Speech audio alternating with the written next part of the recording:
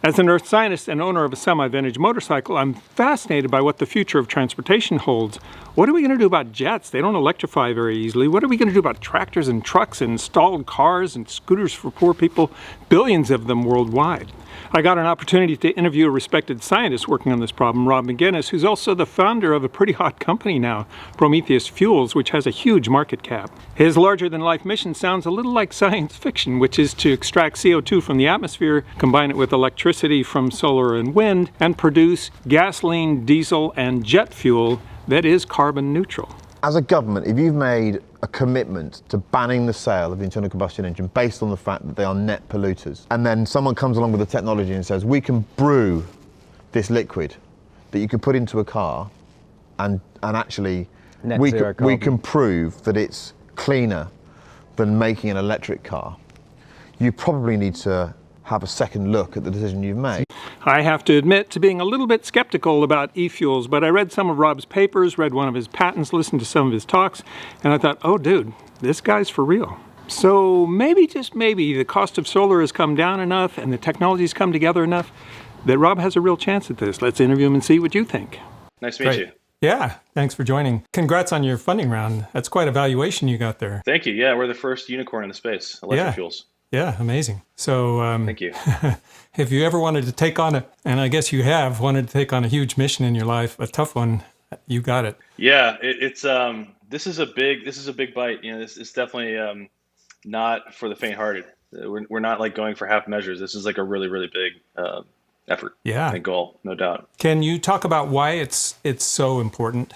Why it matters so much? There are a number of reasons why it matters. I think one reason obviously is that fossil fuels are destroying our environment, right? They're not good for people who are near refineries or processing facilities. They're not good for people who are near the exhaust of vehicles that consume them. They're not good for the climate. All the things that are happening with floods and droughts, these are things that are driven by oil and gas from fossil. And so solving that problem is the mission of the company, is to replace fossil fuels as fast as possible. A second answer to that question is that we can't do that in a way that causes us to have an energy crisis or to give up the things that culturally we value the most. Things like classic cars or motorcycles or boats or flying and traveling, right? The fact that we've been able to use energy and use so much energy is why we've been able to be so prosperous, right? If you compare how we were 150 years ago with the advent of sort of the oil age, getting around with horses, right, which didn't live great lives, and it was pretty limited in what we could do. And now we can do tremendous things. And we want to continue to do that, but to do it in a way that's decoupled from environmental damage. So I think people have come to associate energy use through fuel, like jet fuel or gasoline, as being coupled to destruction or to bad things for the environment. And they don't have to be, they just have been. And so what we want to do as part of our mission is to decouple those two things, to increase our ability to use energy. And this is going to be coming from the sun primarily, but also wind, which is sort of derivative from the sun. So taking abundant, inexpensive solar power and then turning that into something we can use in all of our existing cars and boats and planes and motorcycles is an incredibly useful thing to do. And so it solves both of those problems, both the environmental problem and the problem of how are we going to continue to be prosperous and deploy energy at scale. So describe how it works. You've got an abundance of carbon dioxide, too much carbon dioxide in the atmosphere. So you're removing that. I'll let you continue. It seems like there's a number of critical steps in there. Yeah, I mean, so one way to think of it, and we just actually released this perspective, this new description, to kind of try and make our tech, which can be kind of complicated, to people who aren't chemical engineers. We're trying to make more sense and be as informative and authentic as possible, but also to be just a lot easier to digest. And I think the best way to do that is to think of it being like an engine running in reverse, right? So this is like reverse combustion. So now if you want to run an engine, you take air, right? You take oxygen from the air, you take fuel, and then you put those in a chamber where you compress them. And then you combust them, and then you exhaust, CO2, water vapor, and then you get energy. And we go in the opposite direction. So we get CO2 and water vapor from the air. We take energy from the sun, and then we put those into an electrochemical recharging, where we put the electrical energy into chemical energy again. And then we go through a final step where we turn it into the hydrocarbons that we desire. So exactly the same kind of gasoline, diesel, and jet fuel, right? But made from CO2 from the air instead of being made from CO2 or carbon in the ground. And so when you burn the fuel, the CO2 just goes back in a circle, and you're not actually adding any CO2 to the atmosphere. So it seems like there's three pretty hard steps in there. One, I guess, is the sequestration of CO2. Sounds like that's probably the most well-developed step. And then you have... Yeah, it's actually really well known. Sorry, keep going. Yeah, and then you have hydrolysis to separate hydrogen from oxygen because you want to add hydrogen to the sequestered CO2. Well, let me address that. So it's close, but the first thing we do is capture CO2 into water, which is really easy to do, right? The oceans do it all the time. If you put a glass of water on the counter, you're going to absorb CO2 from the air. We control the pH of that water, so we can do it faster in a smaller footprint. But you need to have a lot of surface area. So these are like kind of cooling tower kind of structures where you're blowing air past water, and the CO2 absorbs and forms bicarbonate. And this is the oldest and best known way to capture CO2 from the atmosphere. Where most people, I think, have gone astray in trying to capture carbon from the atmosphere is they then try and turn that into a pure CO2 gas. And there can be a number of reasons. They might want to feed it to a greenhouse or put it into a beverage, or they might want to put it into the ground or something like that. But getting it out of the water again as a pure CO2 gas is where almost all the energy and cost is. So we don't do that. We don't make a pure CO2 gas. We don't sell it or put it in the ground. We use it as the bicarbonate in the water. And so then when we go into our electrochemical system, which kind of looks like a hydrogen system, right? It looks like a water splitter. And it does split water, but it also at the same time, we call it reduces. In other words, it adds electricity to carbon. And so in water at room temperature in this electrolyzer, we have layers of cathode and anode, right? And on the cathode side, what's happening is we're splitting water and reducing carbon and forming hydrocarbons at the same time. So we don't have to separately, say, make hydrogen. We don't have to buy hydrogen. We actually produce hydrogen as a co-product, right? And that's pretty valuable in its own right. So anytime we're making jet fuel or gasoline, we're also going to be making green hydrogen. And so now that stuff's in water, and it's usually in the form of alcohols, right? So like a butanol or a hexanol or something like that. So lots of carbons in a chain. Hexanol is 6 carbons. But at the end, there'll be like a little OH group, a hydroxyl group, and that helps it to be water soluble. And so that's another trick we have, is that we can get that alcohol out of the water really inexpensively. And we do that in a way that really only we have. Most people, if you try and get an alcohol, the best known example of alcohol is ethanol. If you try and get ethanol out of the water, you got to use a big distillation column. It's like 40 feet tall. If you ever seen like a bioethanol plant, like biofuel plant, that's what they have. It kind of dominates the aesthetic, right? 3 40-foot tall distillation columns. We don't need that. We have a nanotechnology solution where we have a membrane, the pores of which are nanotubes made of carbon nanotubes. People who are kind of enthusiasts who aren't chemical engineers don't have to follow these fine details, but essentially what it allows us to do is the alcohols like the inside of these tubes and they come through and the water doesn't like it and they stay behind. And so we can very cheaply get these alcohols out of the water. And so we're continuously capturing CO2, feeding into the water of this electrolyzer and pulling the alcohols out. So that's happening all the time. And that's sort of the first part of the reverse combustion. In theory, you could just use the alcohols as a fuel, right? If you had like a flex fuel vehicle, it certainly would run off of that. But we want to give people jet fuel, gasoline, diesel, right? So we have a final step where we pull off those little hydroxyl groups and we make sure it's saturated with hydrogen from our process. We don't have to use an external source. And then we get true octane, for example, or kerosene. And that's the finished product. And so it goes from, I think we try to kind of map it on the analogy of suck, squeeze, bang, blow, but like in the opposite direction, right? So we suck the CO2 and the water from the air. We squeeze it together with the in the electrolyzer. We add the electricity to bang it back into chemical energy, and then we blow it out as fuel, right? And then we also release oxygen back to the atmosphere. And so the only inputs to our reverse combustion process are air and electricity. And the only outputs are fuel, which comprises both like a liquid fuel, like a jet fuel or gasoline, and hydrogen, but then also oxygen. So there's no waste product, and there's no like agricultural or industrial input, right? So we don't use any crops, we don't use any wood or nothing like that. So we're really different from biofuels. We're really different from processes that use a lot of heat and methane, like Fischer-Tropsch processes, right, that are very expensive.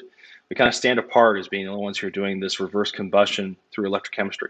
Yeah, so you say you come up with a fuel that's molecularly identical to gasoline or diesel or whatever. Can you actually, does it have the same octane levels? You can duplicate the same octane levels? Does it have the same performance? You get the same range? Are there any pollutants that you can get rid of, like sulfur or something like that?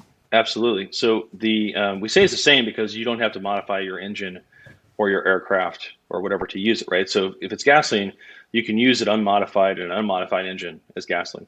But it's also superior to fossil gasoline. So fossil gasoline is pretty dirty, right? It can have a lot of contaminants in it.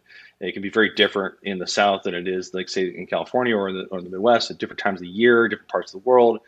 Whereas ours will be very consistent, very clean. So no sulfur, right? So no sulfur oxides, no heavy metals, and no particulates, and no aromatics. While still having a high octane, I think we'll be able to offer a much higher octane than people are used to at the same price as unleaded, regular unleaded. And we'll be able to have high energy density, same or better. And so our goal is to actually make superior fuels, right? So at first we're going to go out and we're going to do CARB certified California renewable gasoline. It's going to perform the same or better. And then we're going to start introducing maybe more information about how much cleaner it burns, right? You don't have the same particulates, you don't have the same NOx, you have zero SOx, right? Sulfur. And then the same for jet fuel. We're looking for a jet fuel that maybe gives better range, maybe has better characteristics. It doesn't create the same contrails, for example. So I think fuel can be much better because we're making it from scratch, essentially. And so there's a lot of ability for us to make it really well. And the absence of aromatics is important because those are carcinogens, and they lead to most of the particulate Is this like emissions. benzene? From benzene or toluene are great examples of usually what you don't want to have, but are in gasoline, right? In jet fuel, but not in ours. That's what you breathe when you fill your tank at the gas station. Yeah, the polyaromatic hydrocarbons, right? The benzene, the toluene, those things aren't good for you. Whereas our fuel won't have that. It's just going to be, for the chemical engineers, it's just going to be linear and branched alkanes, right? And maybe some cyclic saturated alkanes, which are great for the engine and not harmful to people in the way that those aromatics are. What does it look like? And what does it smell like? I've seen bottles that look like they're clear. Yeah, it tends to be amber. Amber. Clear to amber, right? So I'm trying to remember the reason why it would be a different shade of amber. It has to do with its composition. And we're still deciding exactly where we want to be on the gasoline before we launch it next year. So there's a couple of shades, but I think it'll look much the same, and it won't smell as bad. And I don't think you have to be as concerned about your health and filling the tank. So if you spill it on your pants or your hands, you're not going to stink when you get in the car? It might still stink because there are going to be sort of like. So in gasoline, there's always a mixture of carbon chain lengths, right? So if you have a 4 or 5 carbon chain length, as opposed to say an 8 or a 10, the 8 or the 10s are going to stay liquid. They're not going to have a lot of vapor pressure, right? But one of the things gasoline is supposed to have is some vapor pressure, so it'll ignite, right? And if it has the ability to form vapor pressure that will ignite, that means it's going to maybe smell a little bit. Yeah. I haven't gotten any on myself yet, but I will report back when that inevitably occurs. Yeah, it happens a lot with our audience. Is a lot of motorcyclists, and so we get it all over ourselves all the time. So why are you the guy to pull this off? So my background is I'm an environmental engineer. I did my PhD in environmental engineering at Yale, and my first company was in water purification and desalination. That was Oasis Water, right? Oasis Water, that's right. And we did really well. We cut the energy of zero liquid discharge, which means full water reuse by half compared to what had previously been possible. Yeah, tell that story. When you were in the service, you saw a plant that was desalinating oil in and water out. Yeah, so before I went to college, I was in the Navy, and I was in the Persian Gulf, and I saw my first desalination plant, and it was enormous, right on the coast. And I asked people what it did. They said that essentially it had oil coming in one end and water coming out the other, right? Because you had to consume a tremendous amount of energy to desalinate the water. And when I ended up getting out of the service and going to college, I started studying science and engineering, and I just kind of obsessed over desalination for some reason. And I ended up developing a new kind of process called forward osmosis desalination as a course of being an undergrad, and that I ended up doing my PhD on it. This seems like it's your second big swing at the bat for making a world-changing, really hard, because desalination, it's one of the world's biggest problems, right? It's California. It's one of our biggest problems here in California. From the press reports I read, you made progress with Oasis and you cut the cost of desalination and everything, but you didn't solve California's water crisis. Yeah, California's water crisis is tricky because so much of it has to do with agricultural use and environmental use competing with urban use and industrial use. Desalination is likely going to be part of a solution. If you look at Israel, they used to be water scarce pretty severely all the time, and they built a bunch of desalination facilities, really state of the art, and now they're water exporters. thing is that desalination has gotten to be very inexpensive. It's between 50 cents and $1 per cubic meter, which is 264 gallons. So it's fractions of cents, but it's the most expensive kind of water relative to, say, natural water resources like groundwater and river water that's just sort of purified and that kind of thing. So, but yeah, I mean, this is my original sort of passion as an engineer, was to try and solve this problem. In Oasis Water, we really improved the ability to have full reuse of water, right? So no brine discharge at all. And that technology was very successful, and it's commercialized now largely in China, which had a lot more appetite for environmental technologies of this type. And my second company I formed was going after a better membrane. Actually, it was intended to be better for desalination as well as for lots of other kinds of separations. And it ended up being the carbon nanotube membrane that is so important to what we do at Prometheus. And it's one of the reasons that I knew that I could do this, I could solve this problem, is because I'd been working for years on technology that I thought kind of filled the gaps in this technology pathway. Yeah, in fact, you filed, or Prometheus filed for a patent not long after the company launched, and it proceeded through the patent office pretty fast. I read that patent and I thought, well, is that part of why you got a 1.5 billion valuation? Yeah, I mean, it's hard to speculate why someone thinks we're valuable. I think we're valuable because of how well we fit the demand. So essentially, we launched at a Y Combinator, and the motto of Y Combinator is build something people want, and people definitely want this, right? So, and our ability to provide it at a price below fossil fuel, we launched jet fuel at 1 cent less per gallon than the spot price for fossil jet in California. And no one in sort of alternative fuels has been able to ever talk about doing that. Most people who are trying to make synthetic fuels are talking about needing more subsidies or new laws, and we don't. Why did you name it Prometheus? There's this other Prometheuses on there. When you search Google, you find Supreme Court cases about Prometheus Laboratories, which I guess is the drug company, and there's a Prometheus tech company and so on. I mean, it's a great name, but... So I guess the original thinking was that the myth of the story about Prometheus is that Prometheus really liked humanity, and we were kind of just living in cold caves, and so he gave us fire, which is sort of a metaphor for technology. But in this case, it really was kind of literally fire, and we overused it. Like, we just burnt too much stuff with this gift, right? So the idea of like using that gift in a way that doesn't cause damage is kind of the original metaphor that we were tossing around. And we just like the idea of the fire of Prometheus representing sort of technology and humanity's ability to do extraordinary things and rise out of a cold cave kind of reality. And you also have a theater arts background, right? Wasn't your bachelor's degree? Yeah. So you're a good storyteller. Is that why your website became such a storytelling website? There's a couple of reasons for that. So it's true that I have a theater background. So, when I was in the Navy, I was in a technical field. I was in explosive ordnance disposal, which is, disarming unexploded ordnance. Usually people call it the bomb squad. And when I got into Yale, I was so excited about their theater program that I essentially pushed all my science and engineering into extracurricular activities and just got a BA in theater. and in the end, I ended up going back and getting a PhD in engineering. So, but I'm really glad I did, because the theater training underpins so much of what happens in the world. Because if you're trying to engage in scientific research, or you're trying to design tools, you're trying to lead a team, it all comes down to taking the reality as you're able to perceive it and putting it into a story that makes sense.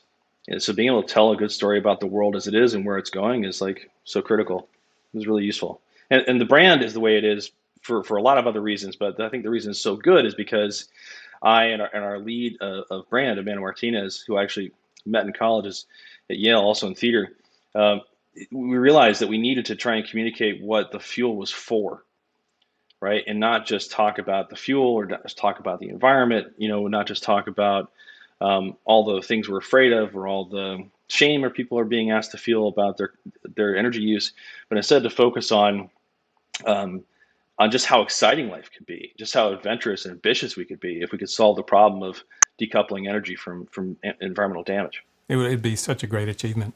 So what is your business? Is it going to be making these physical plants that extract CO2 and create, what did you say, one of your extraction units can produce 1 million gallons of gasoline a year or something like that? Yeah, so the way we've defined it is we've said that one system is 1 million gallons a year. And the reason we did that is because if you take all the gas stations in the United States and you look at all the total consumption, that's about one gas station, right? 1 million gallons a year on average. Obviously, if you're right outside of LAX, you're going to use a lot more fuel at that gas station than if you're out near the Mojave Desert or something, but it's still on average 1 million gallons per year. So the equipment that goes in that, we call that a Titan fuel forge. So a Titan fuel forge, Titan being homage to Prometheus, right? Who was a Titan. The Titan fuel forge essentially captures CO2 from the air and then reverses combustion and produces the fuel. And you can have a dial at the end of it that says, I want jet fuel, I want diesel, I want gasoline. Or you could maybe have dedicated systems for each type. And we're still trying to decide that kind of stuff before the end of the year when we kind of lock down, design spec. And there'll be any number of these Titan fuel forges in one system that does 1 million gallons per year. And so we kind of tried to show what that looks like on the website, like a field of white boxes, because they're all 40-foot shipping containers. They're all designed to be modular, mobile, and distributed, and cooling towers that also could fit on the back of a truck, for example. The idea is that we want to make those Titan fuel forges in mass production. And so starting next year, we're going to build, say, the first 5 ourselves, and these will be like built by hand. This is sort of like building a customized car or something, like a McLaren or something, right? But then we'll get to the point where around 2023, we think we'll have enough orders for these fuel forges, enough demand that we can start building a factory, to make them. We call that a metaforge, and that's where we can start mass producing these. And then you move from making McLarens to like making BMWs, right? Which are really, really nice, but they're mass produced, so they're like 10 times less expensive, right? And so along the way, we'll be building these things and operating them ourselves. We'll be selling gasoline under our brand. It will be shipping jet fuel to American Airlines, who bought the first 10 million gallons, and to Boom Supersonic, who was the very first company to buy jet fuel from us, and then to other partners, that we may announce later. And we'll start shipping fuel. And so we'll be in the business of making fuel also. But once we get the Metaforge online, we're really going to be focused on building these systems, because we're going to make them as cheap and reliable as possible. And we want to ship them all over the world. And so once we're doing that, then I think, people will use these fuel forges with their own renewable systems that they either own or build. And so you have this really distributed kind of new way of making fuel all over the world.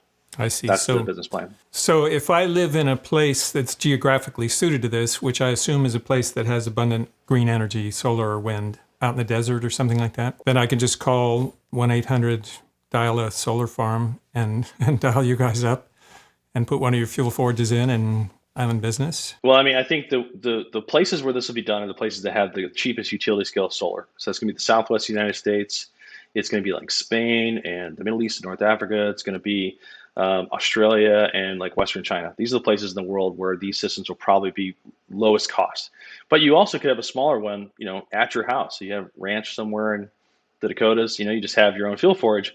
You got your own solar array, you make your own fuel. Now, we're obviously not going to prioritize small systems like that early on, because we want to solve the big problem. But you could do it in either way. But if you're just trying to make fuel at the lowest cost and compete in the global market, you're going to end up in one of those places that has that really high solar irradiance. So some people would say, yeah, but solar and wind are pretty dilute fuels. You need a lot of land, and you need kind of a specialized place to put them. That's right. Those fuels are so dilute, we're having trouble powering people's homes with electricity. And now Rob is going to step in and try to siphon some of that off to power jets and cars and all that. Do you get pushback about that? Yeah, I think one of the things that it's important to point out, and thank you for asking that question, is that most of the difficulty in scaling solar and wind has been delivering it and interconnecting it to grids and cities, right? So the idea is that the consumer would be homes and businesses and industry that are all part of the grid. And it's been difficult because the sun doesn't shine at night, and because, the wind blows sometimes and sometimes not. So we actually kind of solve that problem in a lot of ways, because we don't have to be connected to the grid to do what we do. So you go to a place that has like really great solar irradiance, you get really inexpensive land that maybe you lease from whatever the regional government is you're in, whether you be in Australia or in Texas or whatever. And you put these mobile systems in place. You bring them in a truck that morning, and that afternoon you're making fuel, right? That allows you to build out way more solar and wind than you could if you had to build transmission lines to cities. For example, if you want to get more solar in the Mojave Desert and deliver that power to Los Angeles, the transmission lines are already full. So you've got to find some way to get new rights of way. You got to form some sort of consortium, maybe raise more taxes to build more transmission lines. It's really difficult, right? But we can build a solar array in the middle of nowhere, make fuel, and ship that fuel in trucks. Very inexpensive, like fractions of a cent per gallon to ship fuel in a truck or on rail or through a pipeline.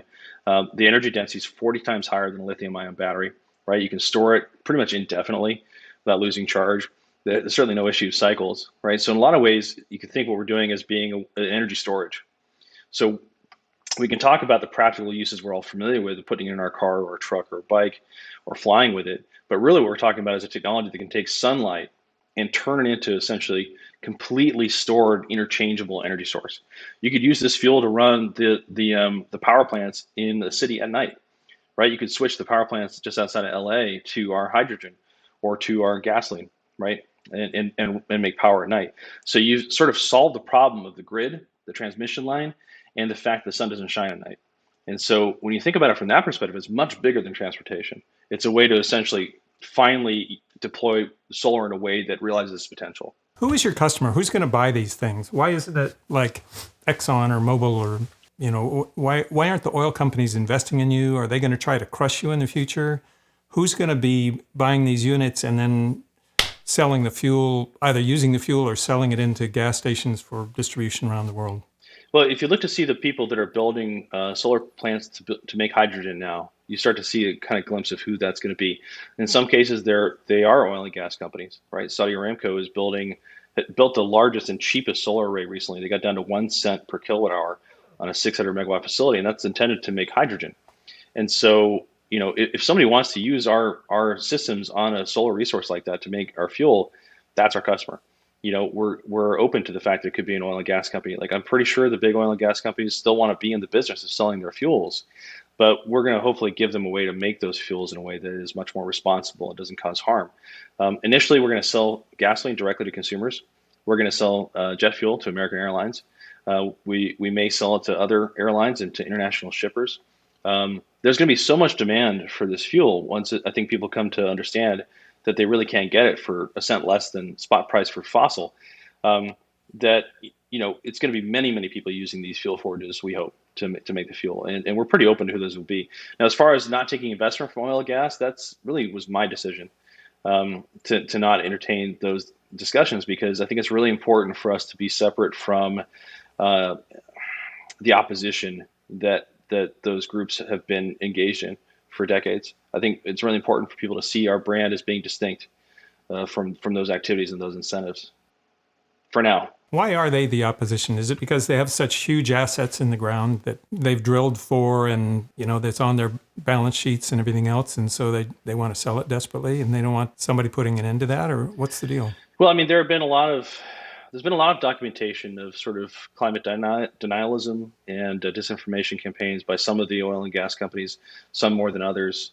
I would point to those resources to talk about it. I certainly would love for the new leadership of these companies to see their companies differently and for them to be friends of ours and friends of everybody's and to be our customer.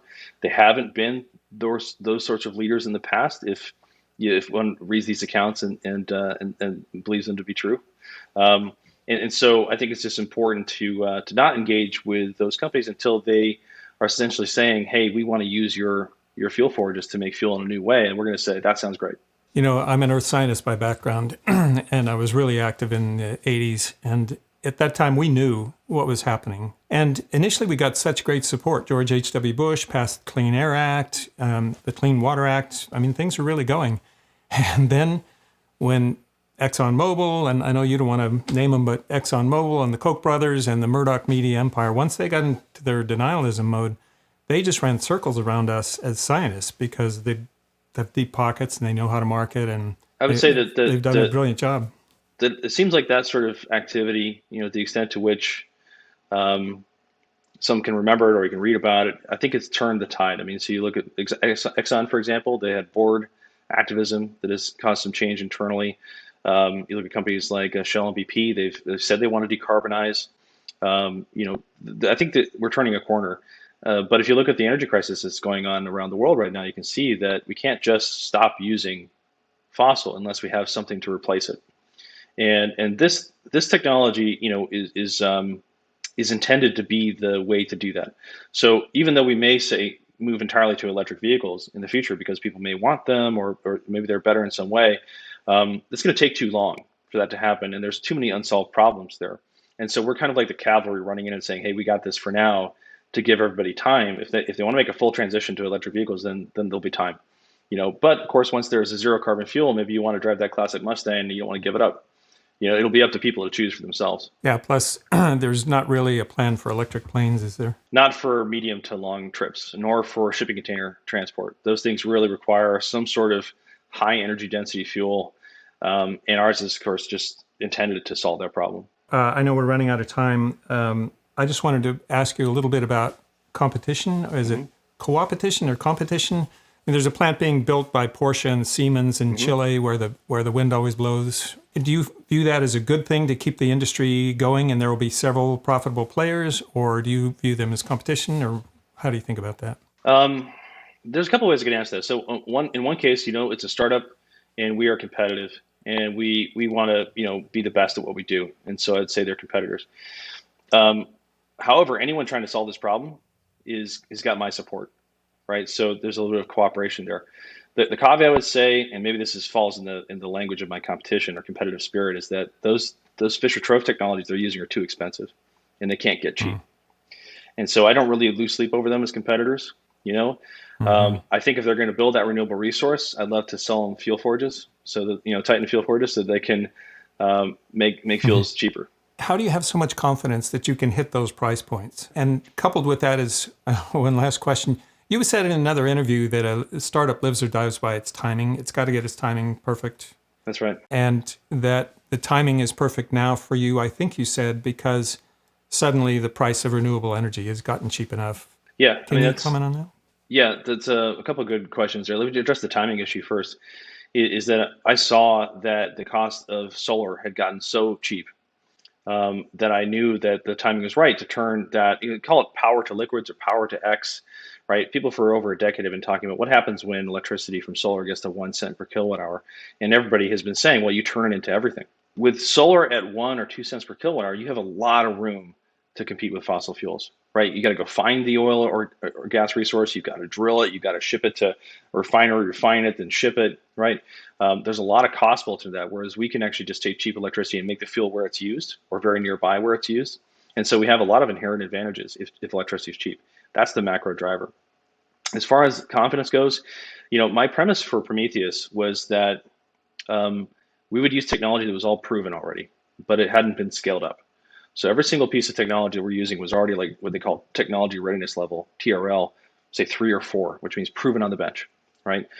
Some of that we licensed from national laboratories. So the catalyst we use for turning bicarbonate into alcohols is from a national laboratory. The catalyst we use for turning our alcohols into hydrocarbons is a national laboratory. Some of the stuff that I knew I had, I'd spent 5 years in my previous company developing this nanotechnology alternative to distillation.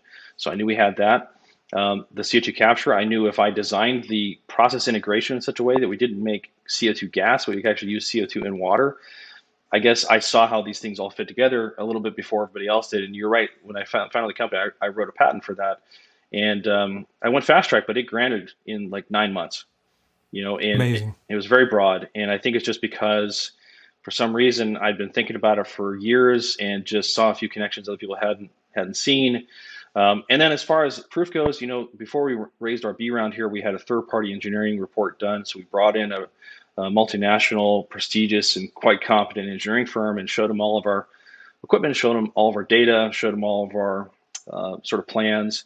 And they built a techno-economic assessment and a life cycle assessment. And they calculate what the price is going to be and what the carbon intention is going to be. And so, obviously having a third-party report like that gives you a lot of confidence. And it certainly did give confidence to our investors, which is why we're at 1.5 billion in valuation. Well, I have 1,000 other questions, but I'm going to call it. This has been a great interview. Thank you so much. My pleasure. Man, I hope you pull this off. Thank you. Speaking as an earth scientist for one, and as a motorcyclist for another, motorcycles don't electrify very easily. You're down in Santa Cruz, I think? That's right. There's a motorcycle company down there, and I'm friends with the CEO at Zero. But the issue with motorcycles is range anxiety. You can only carry so much weight and bulk and batteries. That's right. So cars electrify better than motorcycles do. So we're all hoping that, that we can continue riding our motorcycles even with ICE engines, internal combustion engines. Well, that classic movie Easy Rider was all about essentially an open, endless road. You can't do that on a Zero. As much as I think those bikes are cool, I see them around town. it's for a different purpose than the open road. Thank you so much. Go change the world. I hope this turns into a Grand Slam home run. Thank you very much. I think we're well on our way, and we hope to ship gasoline next year. Thanks for watching. Now that you've seen the interview, I'd love to know what you think. Will I be putting Prometheus fuel in this in a year or two? Please let us know in the comments.